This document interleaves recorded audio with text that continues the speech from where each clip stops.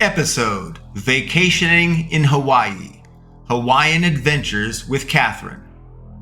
Catherine and I were able to go on a few adventures, grand, high adventures, together.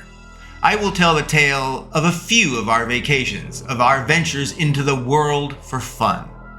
On one of our vacations, we scheduled a 2-week tour of 4 Hawaiian islands: Oahu, Kauai, Maui, and the big island Kona. We flew between the Hawaiian Islands on inter-island jump jets. The little jets carried a handful of passengers, and being jets, they barely would reach altitude and immediately begin their descent. But they were fast to travel between islands. And as one would expect, with a life set to hell difficulty, somehow one of those little jump jets managed to lose our luggage. Literally, they loaded our luggage on a single jet right next to ours. A simple mistake, I guess, but with so few passengers and so little luggage, I ask, how? Well, like I said, it's hell difficulty. What did we do on our 4-island adventure? Well, we walked on beaches and we snorkeled along their shores. Although my name is Seaborn, the sea generally has not shown me much love. On one of our beach snorkeling ventures, I was attacked. I was assaulted by a sea turtle. It swam straight at me as if to slam into my snorkel visor. I reacted and swam away. Well, that was it. But I was attacked by a sea turtle. On another beach venture, Catherine and I decided to stay near the shore, and thus not need our life vests. Catherine got caught, though, in a riptide, and she was being pulled out to sea without a life vest.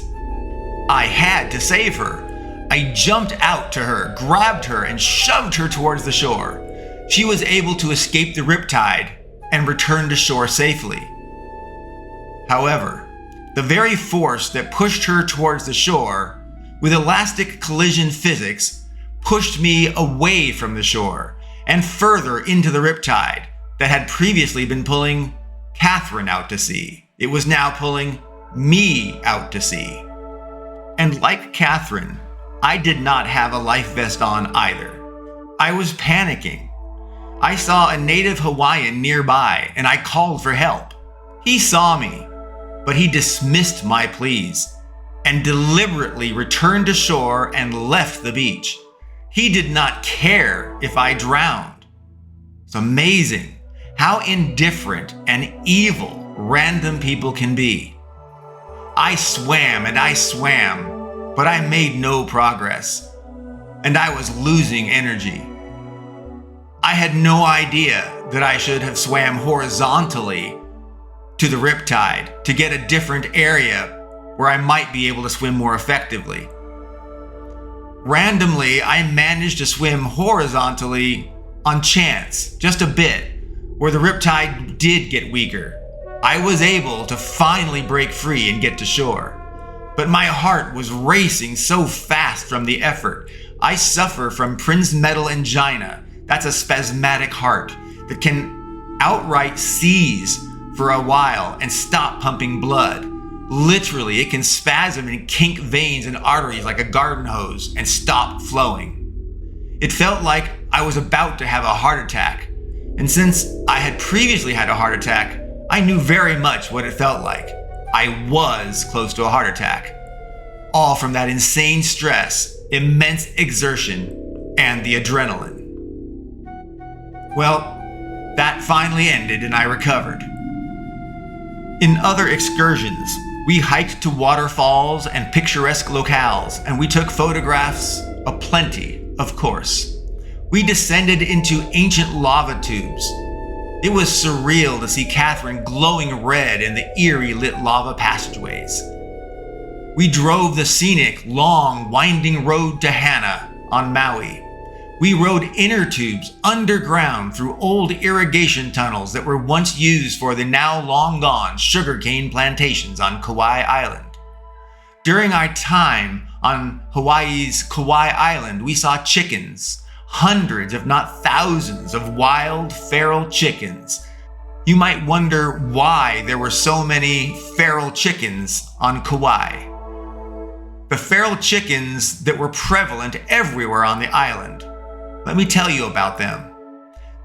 The Kauai chickens originated with the original Polynesian settlers who brought them to the island as a food source.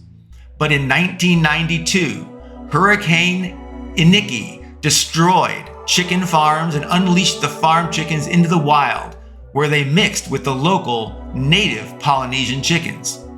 Today, Kauai's chickens are a unique genetic mix of the old and the new chickens, with many exhibiting the colorful features of the original red junglefowl Polynesian chickens.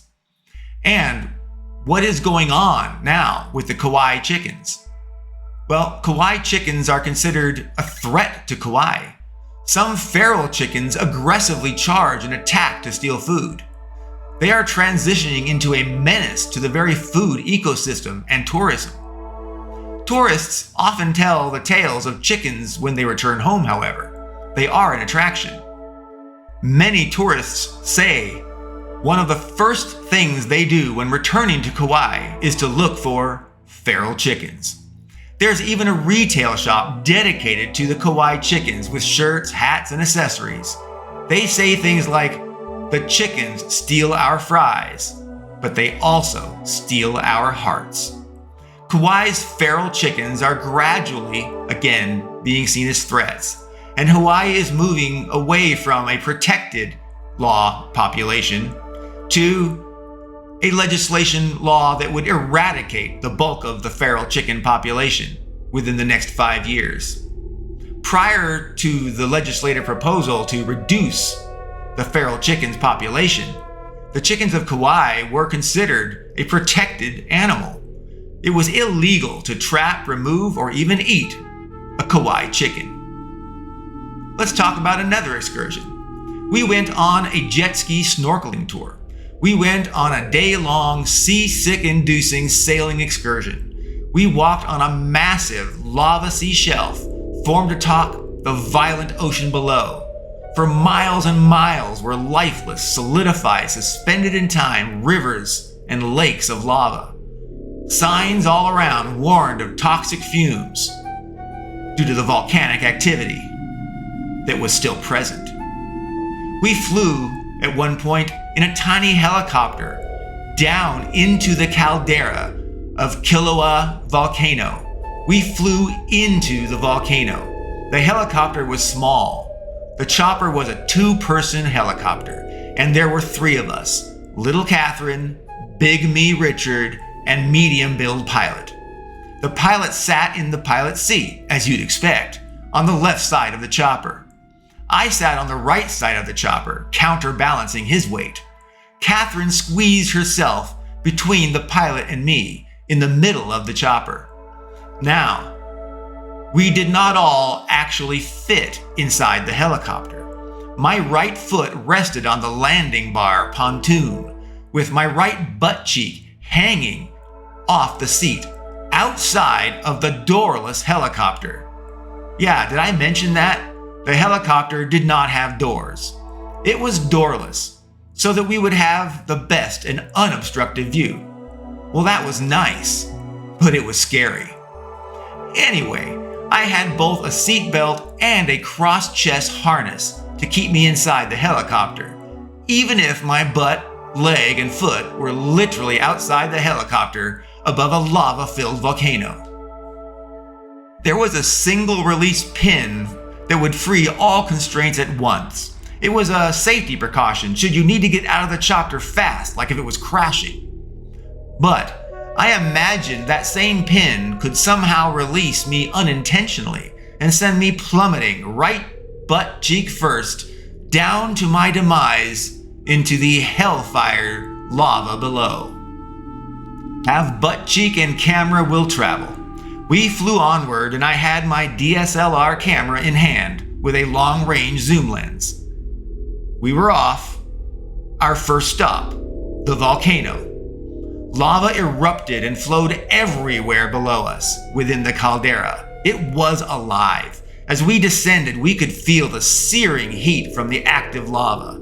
As we got deeper into the volcanic pit, my anxiety became too great to bear. I had to peer through my camera lens to somehow remove myself from the intimidating, if not terrorizing, reality of the situation that I chose to put myself in for fun. Eventually, the excitement within the volcano was over, and we flew back with some more sightseeing by air. We flew over a huge black scorched range of land, which was apparently once a residential area that had been enveloped by a volcanic eruption that sent lava all over it, burning everything to a cinder as it did. We flew over and along a river, approaching a waterfall. We flew over marinas and moored boats. Although there were challenges in most of our vacations and adventures, you've heard a lot of fun, and maybe a few fears. But they were all greatly valued and appreciated. It is imperative to not let hell difficulty or any life troubles take away opportunities for enjoyment and for fun.